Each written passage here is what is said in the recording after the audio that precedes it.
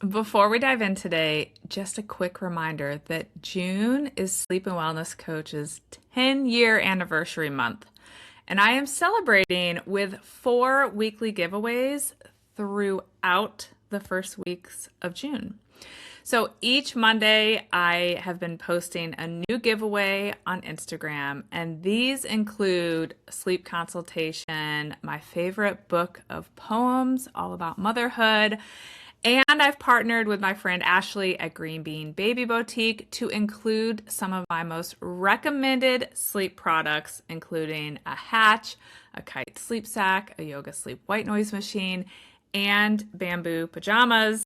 So if you missed last week or you're listening and it is still June and you've missed any of them, rush over to Instagram and get yourself entered for the current week so you don't miss out.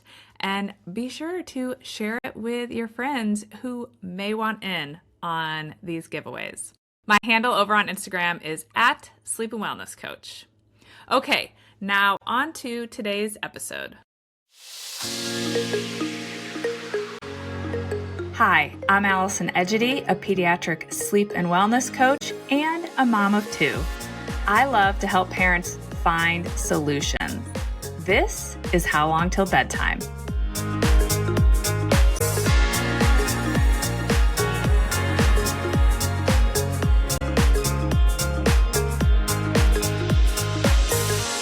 Hey there, Allison here. Welcome back to How Long Till Bedtime. 10 years of sleep coaching has given me a lot of stories. Thousands of families, thousands of sleep puzzles solved. And there have been hundreds of occasions where there was just one small change that made an enormous difference. And that's exactly what today's episode is all about. I want to share 4 client stories, all with different challenges and different solutions, but they all have one thing in common. In each case, there was one specific change, sometimes a structural change, sometimes just a shift in language, that turned out to be the primary missing piece of these children's sleep puzzles. I think you're going to find these stories interesting, and maybe one of them will help you find the missing piece to your child's sleep puzzle. My first story is about a 6-week-old baby girl. Her mom had joined my newborn sleep coaching group, and she was really struggling. This baby was not getting any decent naps during the day because every time they put her down, she woke right back up. But the nights were their own special form of torture. No stretch longer than 1, maybe 2 hours if they were lucky. For everyone's safety and sanity, we decided our first goal was going to be simple. Get 1 longer initial stretch of sleep at night. Just 1. Because that first stretch, even if it was just 4 hours, can start to change everything for a new parent. So we looked at what was happening during a full 24-hour period. And it was just a ton of fragmented sleep. So here's what we changed. I had her make sure that this baby got 1 nap in the first half of the day, so between 8 a.m. and noon, that was 1 to 2 hours long. And then 1 nap in the second half of the day, so between 1 p.m. and 6 p.m., that was also 1 to 2 hours long. Since this little lady struggled to take any naps longer than 20 minutes when she was put down, Mom just went ahead and planned for those 2 naps to be contact naps, because that way she could reliably get the 1 to 2 hour nap. And I encouraged her to be okay with all of the other naps during the day being short and not more than an hour.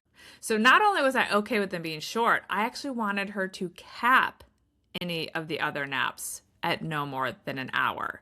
So Also, there's a piece of this where it's like relieving the stress of her feeling like a 20-minute nap was a failed nap, and that the goal was for every nap to be long, because that was not realistic in her situation and generally not in most situations. So that was all I had her do in week 1, was a longer nap in the first half of the day and a longer nap in the second half of the day. And fairly quickly, her baby started getting that initial 4-hour stretch of sleep at night. This gave us a foundation to build on, which allowed us to start putting the other pieces of the puzzle together in the weeks that followed. So if you have a newborn who is not getting any long stretches of sleep at night, start with this nap approach. 1 to 2 hour nap in the morning window, 1 to 2 hour nap in the afternoon window, and then shorter naps in between. It can make a big difference, probably even bigger than you imagined. Okay, my second story is about a 2-year-old little boy, and it's one of my favorites because the solution was somewhat unexpected from the parent's perspective. This little boy had been putting himself to sleep independently at bedtime and for naps since he was an infant. I had been working with him since he was a newborn. And it wasn't like he was always the best and easiest sleeper, but the foundation was built right out of the gate, and he had good sleep habits. By every measure, he was a solid, independent sleeper. But then, in kind of the recent months before they reached out, he developed this persistent habit of complaining and calling out at bedtime after he was gone through his bedtime routine and put in the crib. And then he would call out for a little bit, and then he would put himself to sleep.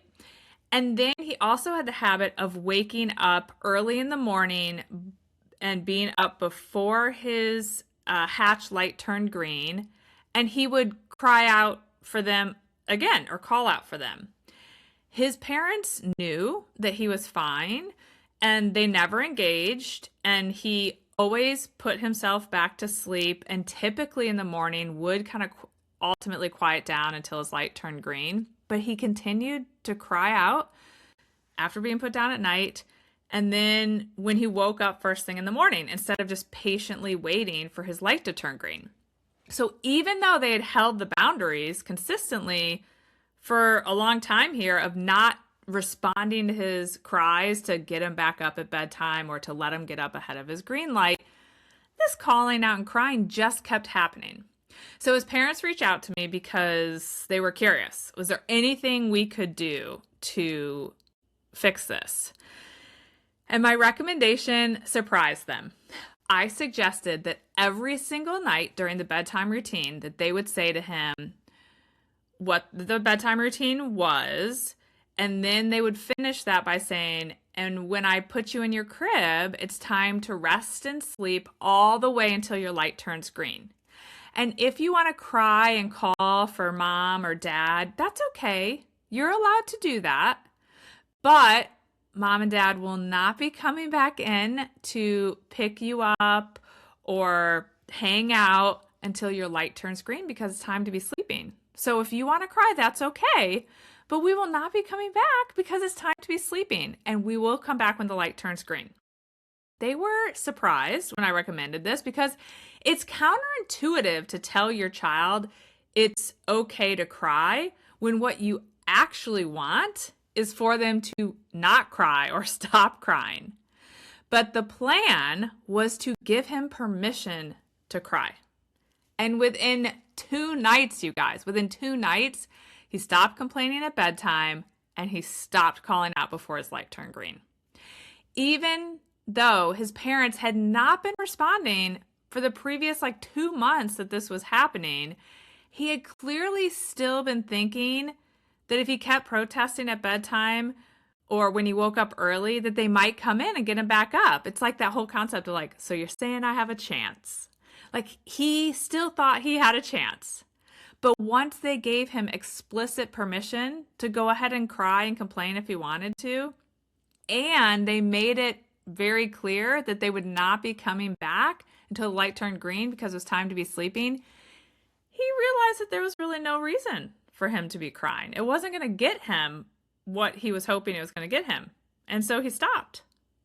Sometimes the most powerful thing you can do is set clear, loving expectations and remind your child of those expectations every night and then stick to them, because then they know what you expect from them and what they can expect from you in return.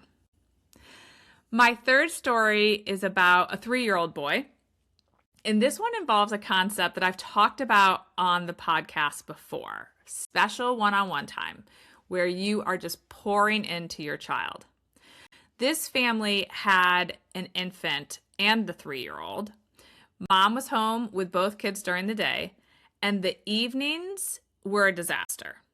The moment Dad walked in the door from work, their 3-year-old son would completely fall apart.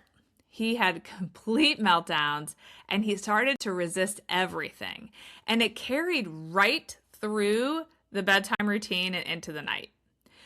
So as we were chatting through it, it became clear that this little guy was desperately craving attention from his dad. And I explained that he didn't even care if it was negative attention.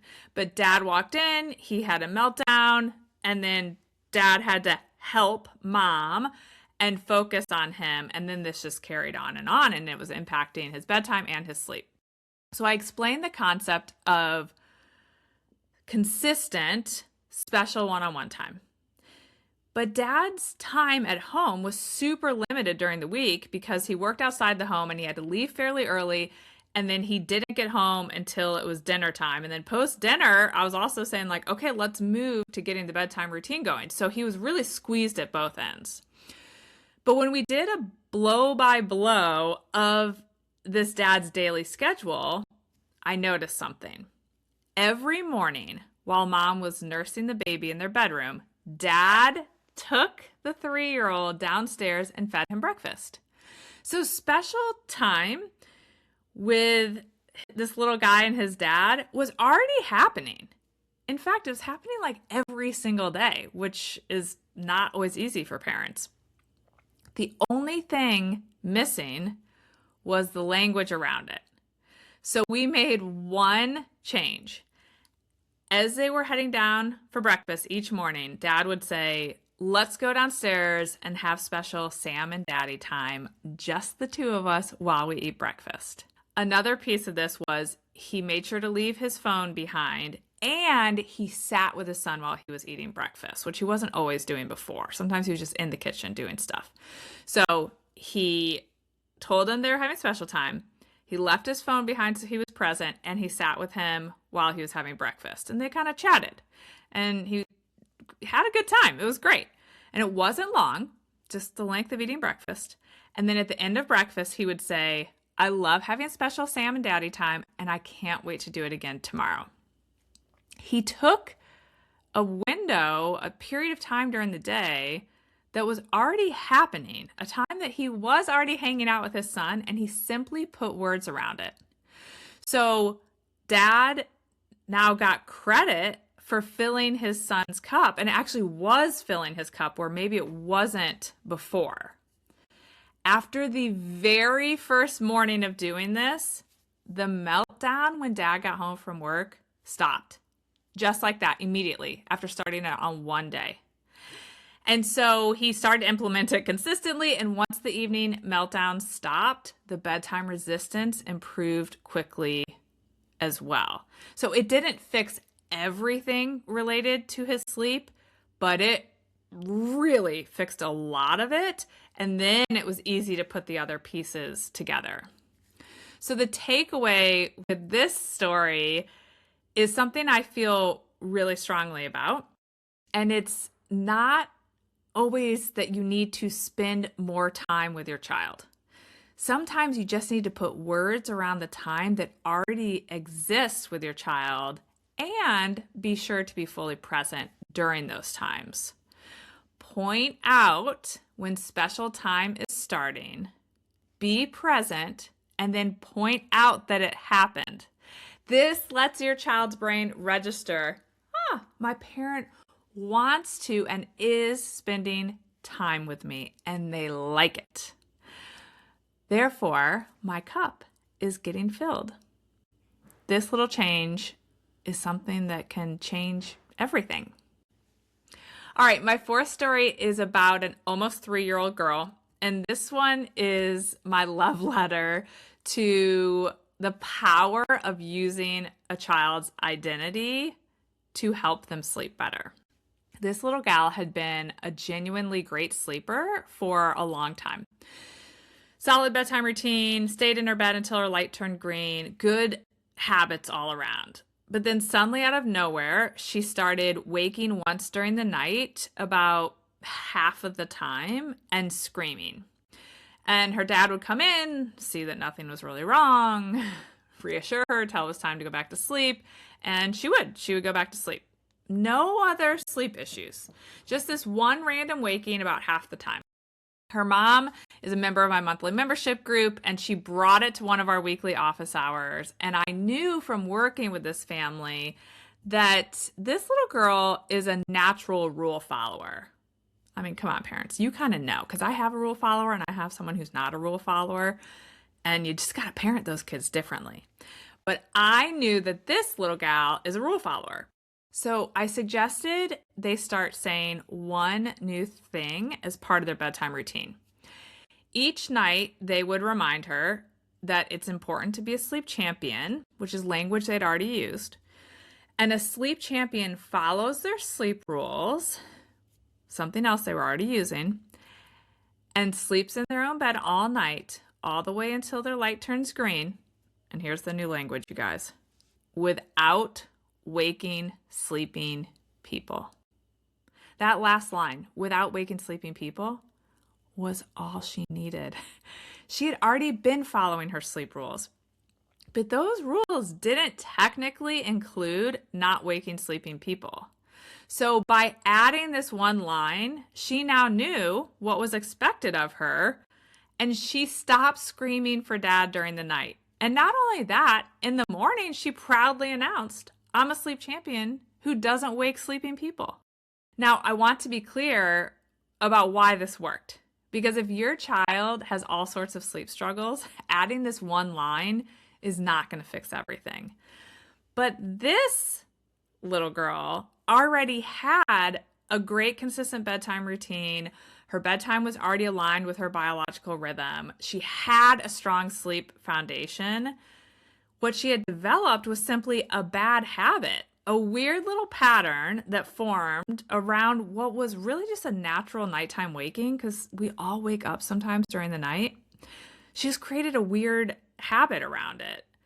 And the sleep champions don't wake sleeping people language gave this little rule follower clear guidelines about how she's supposed to behave during the night, and she latched right onto it.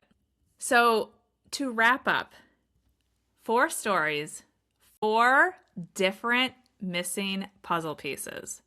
A newborn who needed her daytime naps restructured in order to unlock longer nighttime stretches. A 2-year-old who needed explicit permission to cry and clear expectations around what he could expect from his parents. A 3-year-old whose cup just needed a little filling, not with more time, but with language that made that time that already existed count. And an almost 3-year-old who just needed to know what a sleep champion looks like because she took pride in being one. Every child's sleep puzzle is unique. Sometimes there are going to be a lot of pieces that are out of place and need to be put together. But other times, there's just one little piece that we need to pop in, and then the puzzle is complete. And as a reminder, we offer one-on-one virtual sleep consultations here at Sleep and Wellness Coach. So if you ever need help figuring out what pieces of the puzzle are out of place for your child, we are always here to help. You can learn more under the Work With Us page at sleepandwellnesscoach.com. And as always, thanks for listening, and I will see you back here next week. Bye for now. Thank you for listening to How Long Till Bedtime. To learn how we can work together to improve your child's sleep, please visit sleepandwellnesscoach.com.